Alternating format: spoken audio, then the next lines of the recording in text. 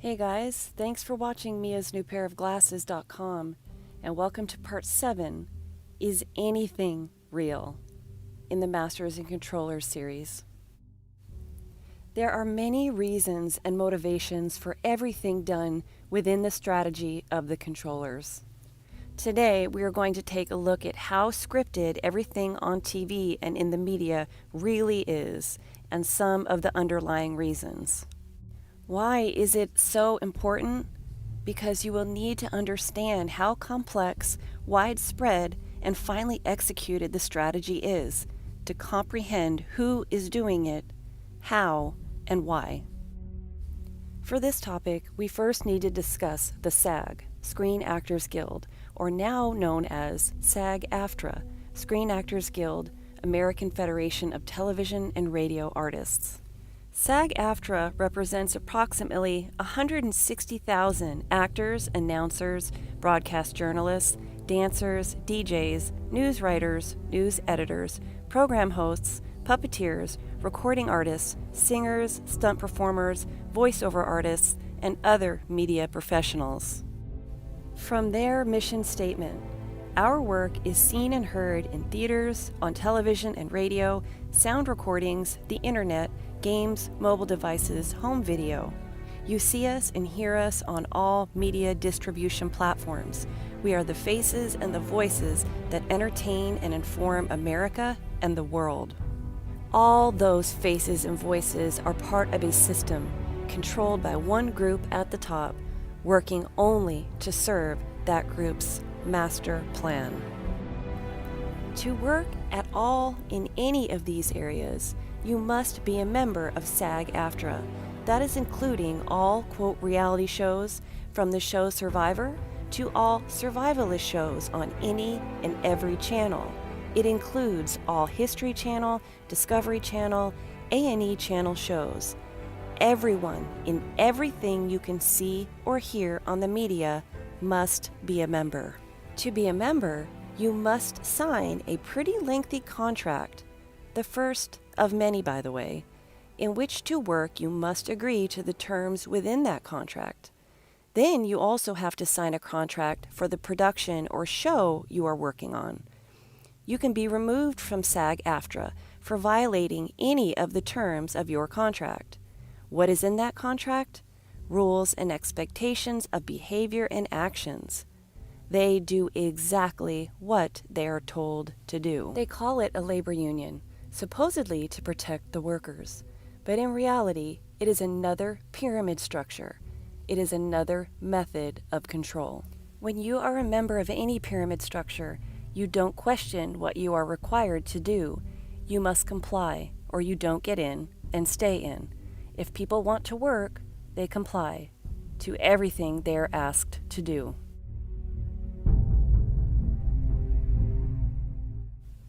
Now, to have a profile on IMDb, you must be a member of SAG-AFTRA. If you've watched any flat earth videos on YouTube, you probably already know that the most widely known, quote, experts in the field of astrophysics and science are just actors. For example, Neil deGrasse Tyson, supposedly an American astrophysicist.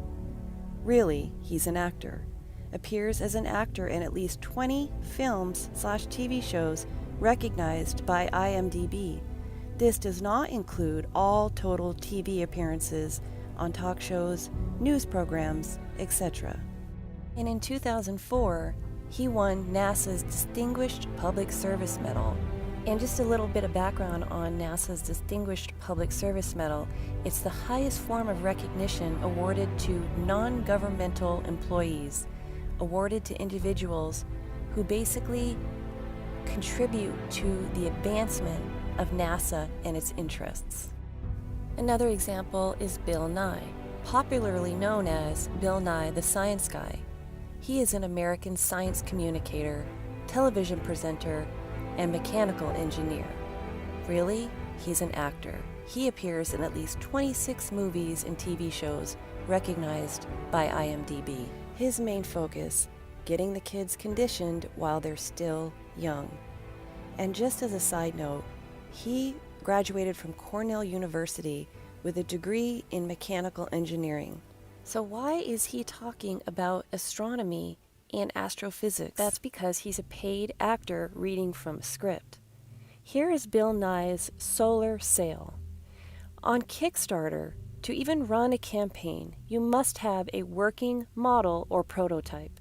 It cannot be a theoretical design. In other words, he has to show it working in space, which he has not and is not possible. Yet, he was allowed by Kickstarter to run a campaign and swindled over $1 million from the public through Kickstarter. What is Kickstarter? Another gatekeeper organization, just another front for the carrot method of controlling a population. Both of these men's main, most important acting roles? Themselves, in real life, posing as astrophysicists, physicists, and scientists. The part? To convince people of the existence of space, the heliocentric model, and reinforce theoretical science. The problem with the flat earth community is that they only show you a small piece of a much larger puzzle. They keep you zoomed in on small details. They don't connect it to the bigger picture that tells you about your true world. This is not limited to some public figures in certain fields to convince people of some belief systems, like in space. It's all public figures, from science to politics, to CEOs of the biggest private companies, to talk shows and news programs, to weather meteorologists, to reality TV shows, and on and on. They are used to push ideas and beliefs. If you know their names, they are actors, and they are in the club. Why the need for all these puppets or actors? Because when it's not reality, it's scripted. When it's scripted, it serves a purpose. If it's not real, you need actors. There are numerous purposes for everything they present as reality to us. Speaking of reality, now we're going to go into reality television. I mentioned Shark Tank. Shows like this, and like American Idol, America's Next Top Model, Top Chef, and so on. One of their purposes is to dangle fame and money as incentives for the public, to hide the reality of our existing class system, which I will go into detail about in a later video, utilize the carrot method of controlling a population, and reinforce the non-existent capitalist/American dream. But what about survival shows?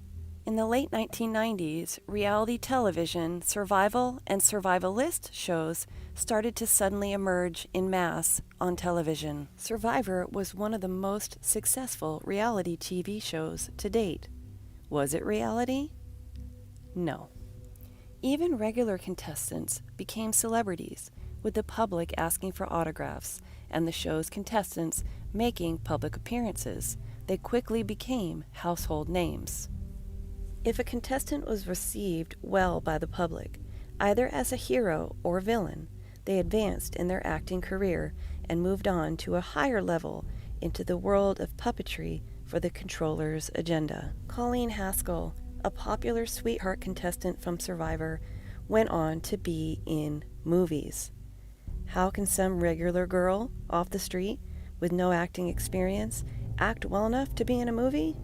Because she is an actor. Here she is, playing a part in a 2001 motion picture called The Animal with Rob Schneider. Elizabeth Hasselbeck might be one of the most well-known Survivor contestants to have a career in television. These are just some of the movies and shows that she has been in. She was used to play the part of a right-wing conservative female. The goal? To divide people by reinforcing the illusion of power in politics. The trap many fall into is believing that any politician or political party has any power at all, when in reality it is all a big deception, created to make people believe that we are in a free country with power in voting. Politics is a big dramatic play and a complete distraction. The controllers are every side of every argument. We'll go into that in a later video.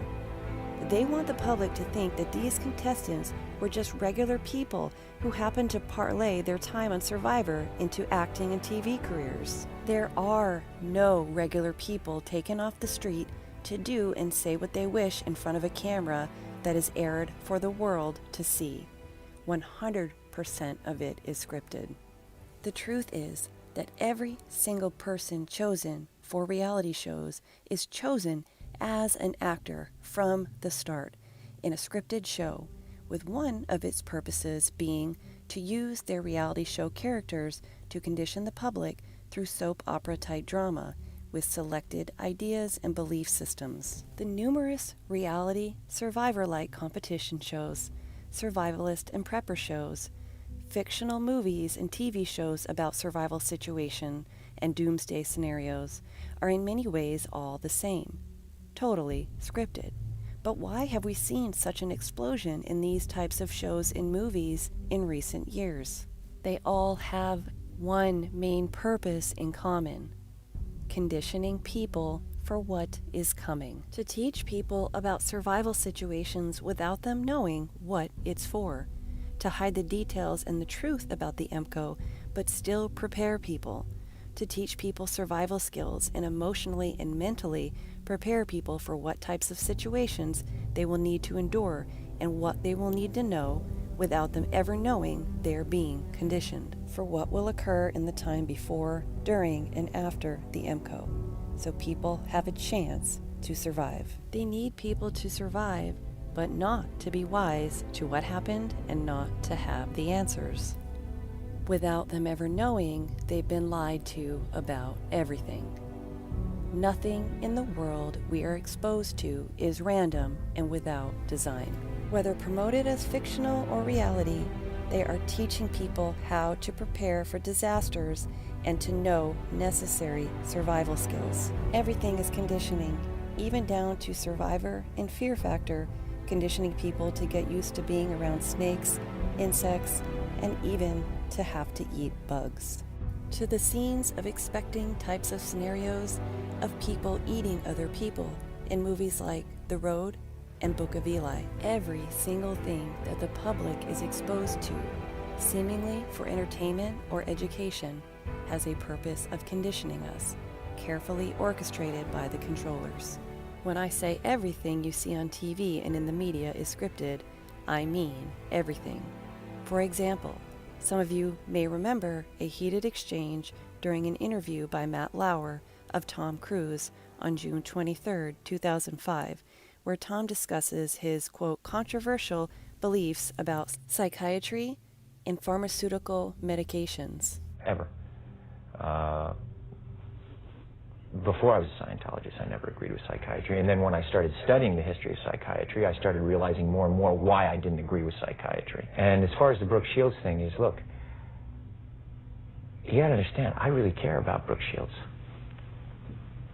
I think here's a wonderful and talented woman. And I want to see her do well.